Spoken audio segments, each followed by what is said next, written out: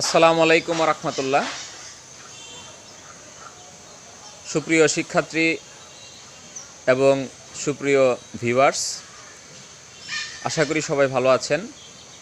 আলহামদুলিল্লাহ, আল্লাহ তাআলা আমাকেও ভালো রেখেছেন। তো আজকে আমরা আরেকটি নতুন ভিডিও নিয়ে আপনাদের সামনে হাজির হয়েছি। আজকের ভিডিওটি আমরা তৈরি করছি মাইক্রোসফট অফিসের মোবাইল ভার্সন নিয়ে। তাহলে চলুন আমরা মোবাইল স্ক্রিনে চলে যাই এবং ভিডিওটি স্টেপ বাই স্টেপ শেষ পর্যন্ত দেখি এবং অন্য বন্ধুদের কাছে শেয়ার করি।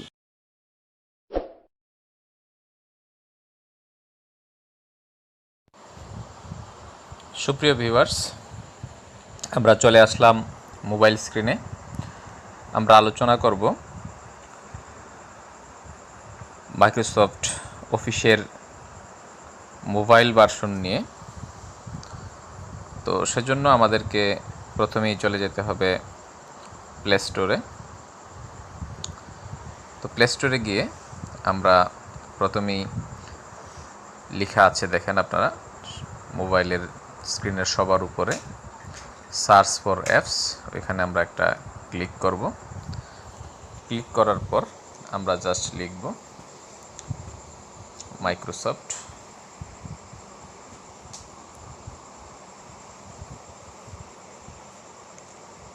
অফিস।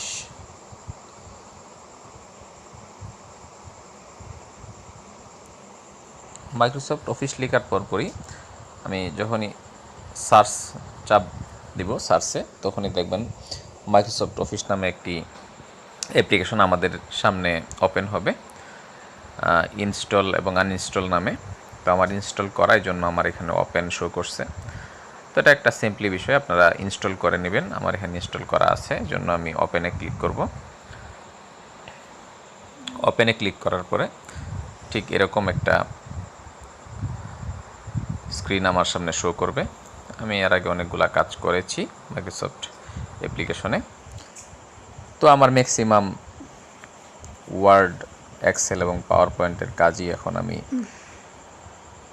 মোবাইলেই করি, কারণ কম্পিউটার নিয়ে, ল্যাপটপ হলেও তা হাতে করে নিয়ে কাজ করা সম্ভব না। তো দেখা যাচ্ছে মোবাইলে আমি হেঁটেও কাজ করতে পারছি, বসে কাজ করতে পারছি, দাঁড়িয়ে কাজ করতে পারছি, যেখানে ইচ্ছা সেখানে থেকে আমি আমার অফিসিয়াল কাজ সম্পন্ন করতে পারছি। এজন্য আমি বেশিরভাগ সময় আমার অফিসিয়াল ম্যাক্সিমাম কাজই আমি মোবাইল দিয়ে করার চেষ্টা করি। তো এই জন্য আমি আপনাদের সামনে এই অ্যাপ্লিকেশনটি নিয়ে হাজির হয়েছি। তো আজকের ক্লাসে আমরা মাইক্রোসফট অফিস মোবাইল ভার্সনের বিভিন্ন আইকন সম্বন্ধে আলোচনা করব। তো বিস্তারিত অন্য ক্লাসে আমরা একটি সম্পূর্ণ প্রজেক্ট করে দেখাবো। তো এটা ওপেন হওয়ার পরই এখানে হোম আছে, একটা প্লাস চিহ্ন সম্বলিত আইকন আছে, অ্যাকশন আছে। আমরা প্রথমে প্লাসে যদি ক্লিক দিই, দেখেন এখানে আপনাদেরকে দেখাচ্ছে Word, Excel, PowerPoint, forms.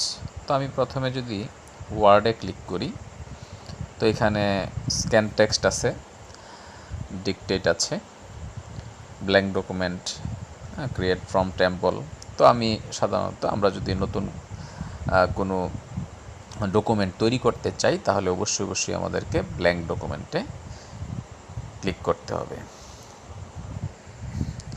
Blank ডকুমেন্টে ক্লিক করার পরে এরকম একটা পাতা আমাদের সামনে প্রদর্শিত হবে।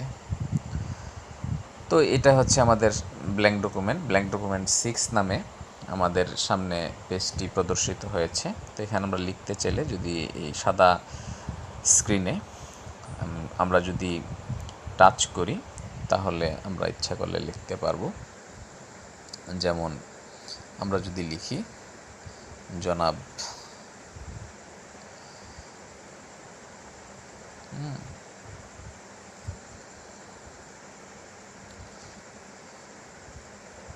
এন্টার দিলাম,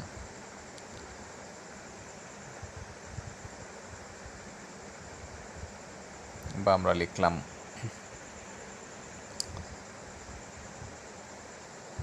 আমাদের দেশ তারে কত ভালো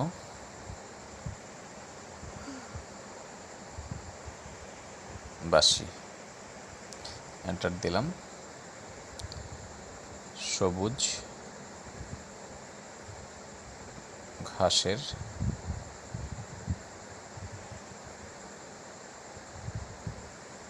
বুকে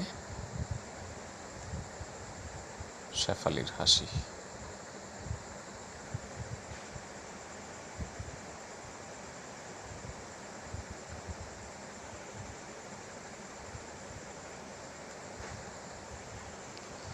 তো এরকম একটা লেখা যদি আমরা লিখি, আমরা একটু সিলেক্ট করে নিচ্ছি। আমি যদি এটাকে ফন্ট সাইজ বাড়াতে চাই বা ফন্ট বাড়াতে চাই, তাহলে আমরা তীর চিহ্ন, এখানে হোম আছে, তারপরে যে আন্ডু রিডু আছে, যদি আমরা চাপ দিই, এই যে দেখেন একটা মাইক্রোফোন চিহ্ন আছে, মাইক্রোফোন চিহ্নটার নিচে একটা চিহ্ন আছে, ওখানে যদি আমরা ক্লিক করি তাহলে এরকম একটা চিহ্ন আসবে। তো এখানে যে বৃন্দা ফন্ট নেম এবং 11 ফন্ট সাইজ আছে। তো এখানে আমরা 11 ফন্ট সাইজের চাপ দিলে নিচে দেখেন ফন্ট দেখাচ্ছে। আমি এখানে 20 ফন্ট সাইজ দিলাম, লেখাটা অনেক বড় হয়ে গেল। ফন্টও ইচ্ছা করলে পরিবর্তন করতে পারি। এখানে বৃন্দা দেওয়া আছে, ইচ্ছা করলে আমি আমার পছন্দ অনুযায়ী ফন্ট এখান থেকে আমি ইচ্ছা করলে সিলেক্ট করতে পারি। অসংখ্য ফন্ট আছে, অন্যান্য ফন্ট আমি ইচ্ছা করলে ডাউনলোড করে নিতে পারি। তো আমি ফন্ট নিতে পারতেছি, ইচ্ছা করলে এটাকে বোল্ড করতে পারতেছি, ইটালিক করতে পারতেছি, ঠিক আছে, কালার পরিবর্তন করতে পারতেছি। হ্যাঁ, এখানে যে কালার পরিবর্তন করে দিলাম। তো ইনশাল্লাহ আমরা অন্য ক্লাসে বিস্তারিত মাইক্রোসফট অফিস নিয়ে বিস্তারিত আলোচনা করব, আরও বিভিন্ন অপশন নিয়ে আলোচনা করব।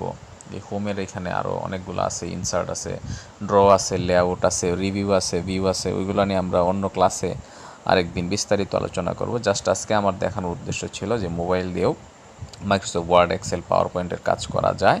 আমরা এই মাইক্রোসফট অফিসের মোবাইল ভার্সন নিয়ে আমরা বিস্তারিত অন্য ক্লাসে আলোচনা করব। তো এই ছিল আজকে আমাদের মূলত ক্লাস। তো আমরা পার্ট বাই পার্ট মাইক্রোসফট ওয়ার্ডের একদম হাতে কলমে আমরা কাজ করে ইনশাল্লাহ দেখাবো। তো আপনারা আমাদের পাশেই থাকবেন, আমাদের ইউটিউব চ্যানেল এবং ফেসবুক পেজকে লাইক দিয়ে আমাদের সাথে থাকবেন এবং কমেন্টের মাধ্যমে আপনাদের মূল্যবান মতামত জানাবেন এবং শেয়ার করে আমাদের ভিডিওটা আপনার অন্য বন্ধুকে দেখার সুযোগ করে দিবেন। ধন্যবাদ সবাইকে। আসসালামু আলাইকুম ওয়া রাহমাতুল্লাহ।